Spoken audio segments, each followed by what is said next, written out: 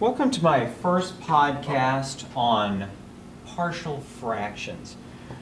Partial fractions allow us to do some very interesting integrals, and so let's go ahead and get started here by looking at this first integral.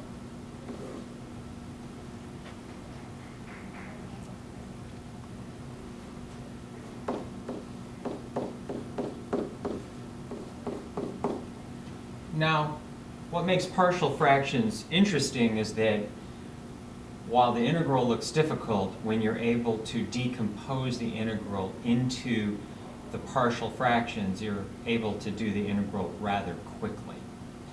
The key to partial fractions is that the denominator has to be factorable. So x squared plus x minus 6 has to be factorable in order for this process to even work.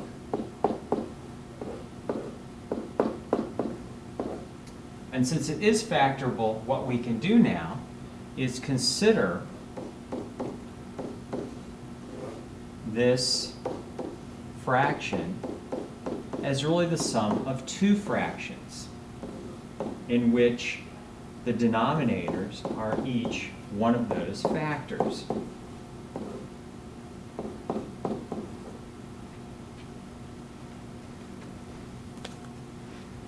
Now at this point, we want to know what A and B are, and so, as you probably know, the numerator of the fraction is simply a sum of products, namely these products. In other words, the 2x plus 16 is going to be equal to the product of A times x minus 2 plus B times x plus 3. A nice little trick, instead of multiplying this out and creating a system of equations, is to do something very interesting, and that is picking values for x that make the factors equal to 0. So for example, if I make x equal to 2, this would make this A times 0, and would make this B times 5, and it would make the left side equal to 20, which quickly tells me that B must equal 4. Similarly, if I choose x to equal negative 3, that would make this B times 0. It would make this A times negative 5. I believe it would make this equal to 10. And so I can see that A would have to equal negative 2.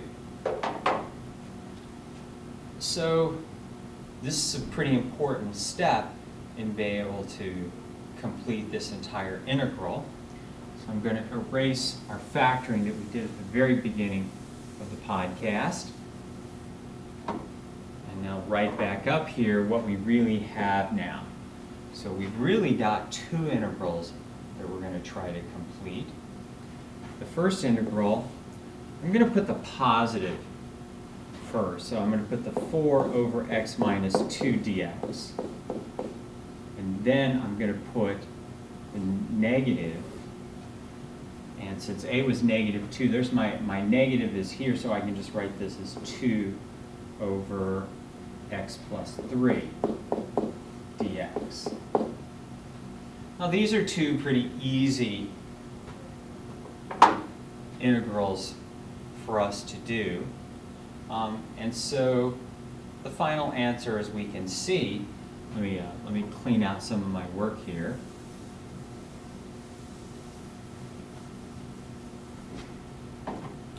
So our final answer is going to be 4 times the natural log of the absolute value of x minus 2 minus 2 times the natural log of the absolute value of x plus 3 plus c.